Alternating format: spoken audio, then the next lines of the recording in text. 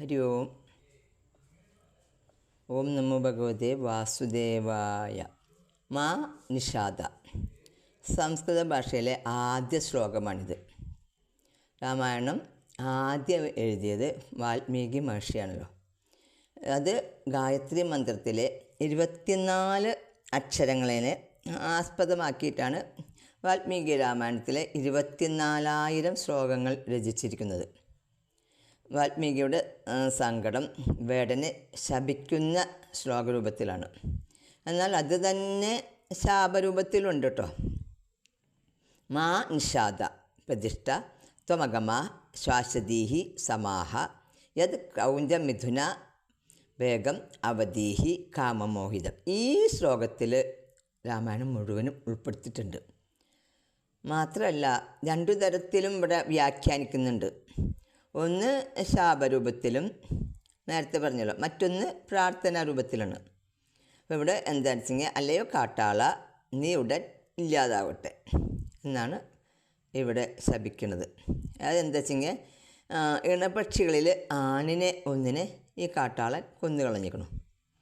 ഇനി പ്രാർത്ഥനാരൂപം എന്താണെന്ന് നമുക്ക് നോക്കാം. അതെന്താ വെച്ചെങ്കിൽ, ലക്ഷ്മീകാന്തനായ അങ്ങ് രാക്ഷസി മിഥുനങ്ങളായ ആണിനെ, അതായത് രാവണനെ കൊന്നതുകൊണ്ട് അനേകകാലം വാഴട്ടെ എന്നാണ് രണ്ടാമത്തത്.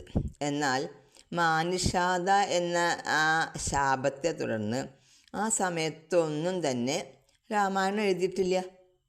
ഈയൊരു ശാപവാക്ക് കേട്ട് ബ്രഹ്മാവ് വാൽമീകി മഹർഷിയുടെ മുന്നിൽ പ്രത്യക്ഷപ്പെടുകയാണ് ഉണ്ടായത്. ഈ ഒരു രൂപത്തിൽ തന്നെ രാമായണ കഥ എഴുതണമെന്ന് ആവശ്യപ്പെട്ടു അദ്ദേഹം. അതിനെ തുടർന്ന് രാമായണം എഴുതി എന്നാണ് ഐതിഹ്യം. ഇനി നമുക്ക് ആ കഥ ഒന്ന് കേട്ടുനോക്കാം. വാൽമീകി തമസ നദിയിലേക്ക് സ്നാനത്തിന് പോവുമായിരുന്നു. ആ പോകുന്ന വഴിയിൽ അടുത്തുള്ള മരത്തുമ്പോൾ 2 കൗഞ്ച പക്ഷികൾ പരസ്പരം ഇങ്ങനെ കൊക്ക് ഉരുമിയിട്ട് ഇങ്ങനെ സ്നേഹിച്ചു കൊണ്ട് ഇങ്ങനെ ഇരിക്കുന്നത് കണ്ടു.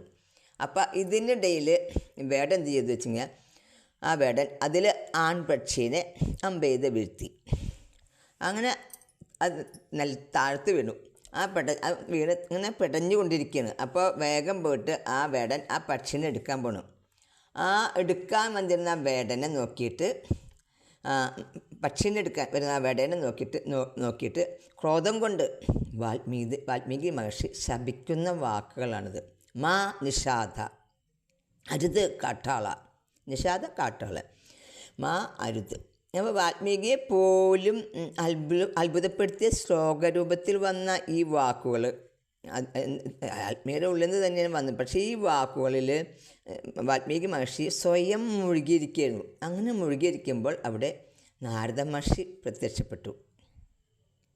ഈ ലോകത്ത് 16 ഗുണങ്ങളും തികഞ്ഞ മനുഷ്യൻ ആരാണെന്ന ചോദ്യത്തിന് നാരദ മഹർഷി മറുപടി പറഞ്ഞു പറയുന്നതാണ്. അതായത് രാമായണത്തിലെ ശ്രീരാമനെക്കുറിച്ചാണ് പറയുന്നത്. ഇതും കേട്ടുകൊണ്ട് അവിടെ ബ്രഹ്മാവ് പ്രത്യക്ഷപ്പെടുകയാണ് ഉണ്ടായത്. അപ്പോൾ രാമായണത്തെക്കുറിച്ച് ഇതാ എഴുതണമെങ്കിൽ അതിന് പൂർണ്ണമായ അറിവ് വേണമല്ലോ രാമായണത്തെ. അപ്പോൾ രാമായണത്തെക്കുറിച്ച് അതിനെക്കുറിച്ചുള്ള പൂർണ്ണമായ അറിവ് ഉണ്ടാവാനുള്ള ഒരു വരം കൊടുക്കുകയും ചെയ്തു. അതിനെ തുടർന്ന് നമ്മുടെ ഇതിഹാസമായ ഈ രാമായണം, നമ്മുടെ ഇതിഹാസങ്ങൾ രാമായണം, മഹാഭാരതം, ഇവിടെ രാമായണത്തെ പറ്റിയാണ് പറയുന്നത്. അപ്പോൾ ഇവിടെ ആ ഇതിഹാസമായ രാമായണം രചിച്ചു എന്നാണ് പറയുന്നത്. ഈ രാമായണം നാരദ മഹർഷി രാമൻ്റെ കഥ ഒരു സംഗ്രഹ രൂപത്തിൽ പറഞ്ഞു കൊടുക്കുന്നതാണ് നമ്മുടെ മൂലരാമായണം എന്ന് പറയുന്നത്. ഇപ്പം രാമായണം 2-4 ഉണ്ട് കേട്ടോ.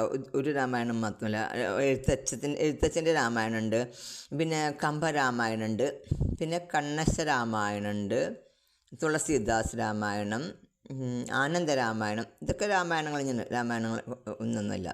അപ്പോൾ രാമായണം എന്നതിൻ്റെ അർത്ഥം തന്നെ എന്താ? ഇരുട്ട്, അതായത് അജ്ഞാനം. മായണം. ഇപ്പോൾ രാമായണം നമ്മുടെ ഉള്ളിലെ ആ അജ്ഞാനം ഇല്ലാതാവുക. ഇതാവണം രാമൻ്റെ ജീവിതയാത്ര. രാമൻ സൂര്യവംശത്തിലാണ് പിറന്നിരിക്കുന്നത്. രാമാവതാരം നടന്നിരിക്കുന്നത് ത്രേതായുഗത്തിലാണ്. ദശരഥനും പിന്നെ കൗസല്യദേവിയും ഉത്തരകോശലം എന്ന രാജ്യത്താണ്. അയോധ്യ എന്ന നഗരത്തിലാണ് അവർ ജീവിച്ചിരുന്നതും ഒക്കെ. രാധേ രാധേ.